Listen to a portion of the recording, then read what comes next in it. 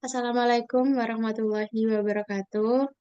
Kami dari kelompok 4 akan menjelaskan mengenai analisis dampak lingkungan terhadap industri LPG. Di sini saya Siti Hafsah Febrianti dengan NIM 2206031100062 dari kelas kimia B dan teman saya yaitu Zakila Nurkhairia dengan NIM 2206031100042 dari kelas kimia B.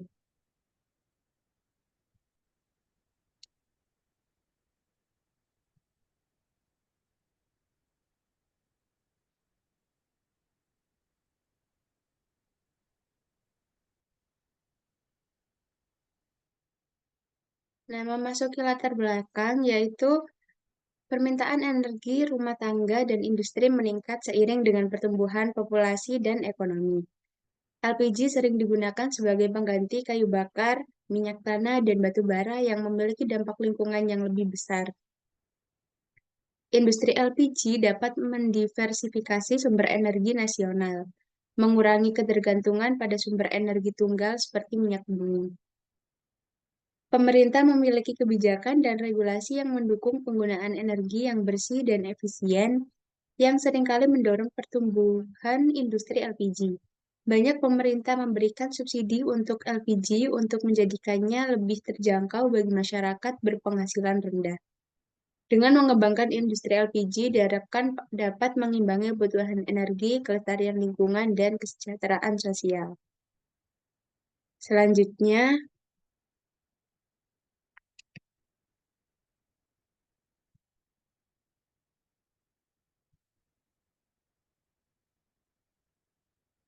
pembangunan industri pabrik LPG ini memiliki tujuan untuk menyediakan sumber energi yang bersih, efisien, dan murah bagi masyarakat dan industri. Selain itu, industri ini membantu pertumbuhan ekonomi nasional dengan menciptakan lapangan kerja, mengurangi biaya energi, dan meningkatkan pendapatan rendah. Tujuan ini juga mencakup peningkatan kualitas hidup masyarakat, terutama dengan mendukung kebijakan pemerintah dalam penyediaan energi bersih. Selanjutnya akan dibacakan oleh Kila. Untuk rencana proyek dari industri ini yaitu membangun industri LPG dari hasil produk kilang minyak bumi. Feed gas yang akan digunakan pada pabrik ini berasal dari sumur gas Tanjung Santan atau dari SKG Pertamina.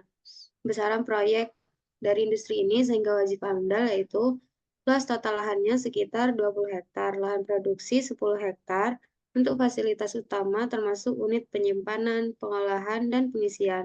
Lahan pendukung 5 hektar untuk fasilitas pendukung seperti kantor, laboratorium, dan ruang istirahat.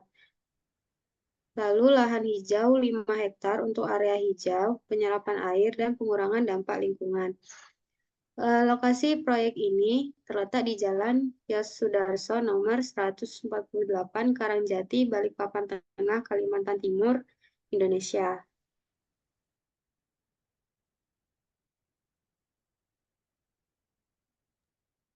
Zona lingkungan awal dari lokasi industri ini yaitu sebelum dibangun industri LPG ini, caranya dengan menetapkan tanah kosong yang akan dibangun. Dahulunya, tanah kosong ini terdapat banyak sekali pepohonan dan beberapa flora fauna. Tanah ini juga lumayan jauh dari pemukiman warga dan cukup strategis, jadi mudah untuk diidentifikasi aspek lingkungannya. Tapi, tidak dapat dipungkiri bahwa ketika proyek ini dibangun akan terjadi kesenjangan sosial karena awalnya lahan tersebut milik bersama. Pasokan airnya sangat deras dan udaranya sangat stabil, karena dulunya banyak sekali pepohonan. Karena industri LPG ini membutuhkan bahan bakar minyak yang sifatnya panas, jadi diperlukan lingkungan yang kualitas udaranya juga bagus. Nah, selanjutnya memasuki diagram alir, yaitu mulai tahap prakonstruksi. Nah, dari prakonstruksi ini terjadi dua arah, yaitu rona lingkungan awal dan masyarakat sekitar pembangunan lahan. Nah, pada diagram rona lingkungan awal ini terjadi penurunan yaitu lahan kosong, pembebasan lahan, perubahan kepemilikan, dan terdapat flora dan fauna, dan terganggunya flora dan fauna. Nah, lahan kosong ini tadi dibeli dengan harga jual dan tawar-menawar, dan terjadilah pembebasan lahan.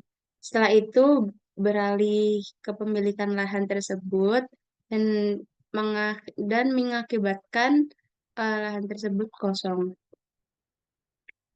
Terus ini terdapat flora dan fauna. Tadinya kan banyak pepohonan dan juga ada beberapa macam fauna gitu.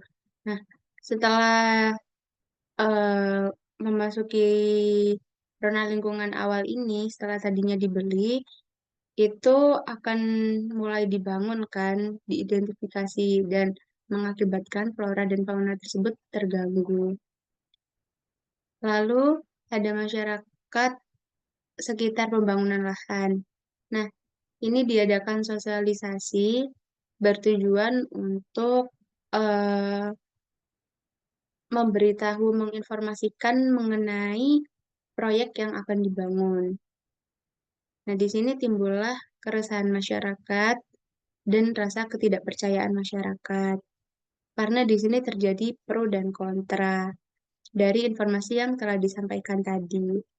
Terus ada konflik sosial. Nah, konflik sosial ini terjadi karena eh, adanya komunikasi antara warga dan pihak tim penyusul AMDAL dan pemrakarsa seperti itu, yang mengakibatkan kenyamanan masyarakat terganggu. Nah, dari hasil ini tadi eh, memicu adanya persepsi atau pandangan negatif masyarakat terhadap pembangunan industri LPG ini. Nah, lalu pada tahap konstruksi ini ada emisi gas buang kendaraan bermotor. Nah, ini emisi gasnya tadi menyebabkan kualitas udara terganggu dan berakhir meningkatnya polusi udara. Lalu di sini digabung dengan limbah konstruksi. Nah, limbah konstruksi ini sama halnya dengan emisi tadi, dapat meningkatkan polusi udara. Ini meningkatnya gas CO2 dan NOx. Terus mengalami gangguan kebersihan juga.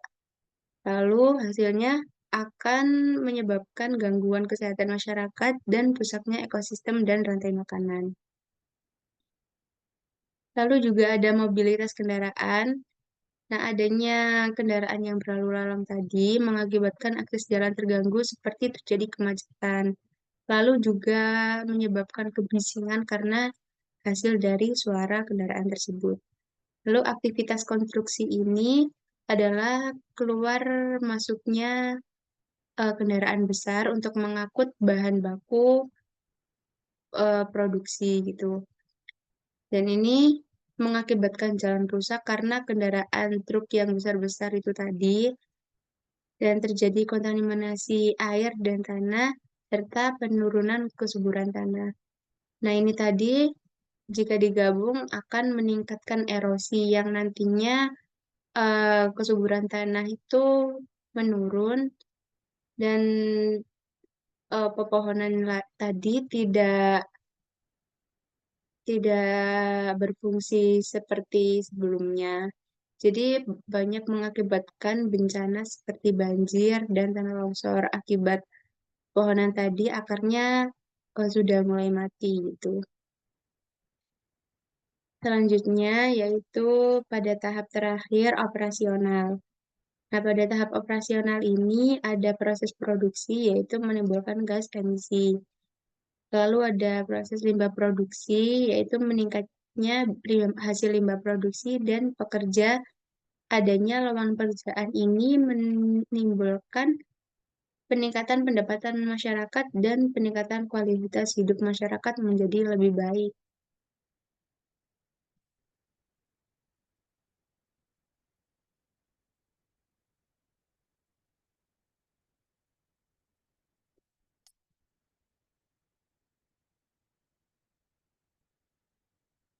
Sekian penjelasan dari kami. Apabila terdapat banyak kekurangan dan kesalahan, mohon dimaklumi karena kami juga masih dalam tahap pembelajaran.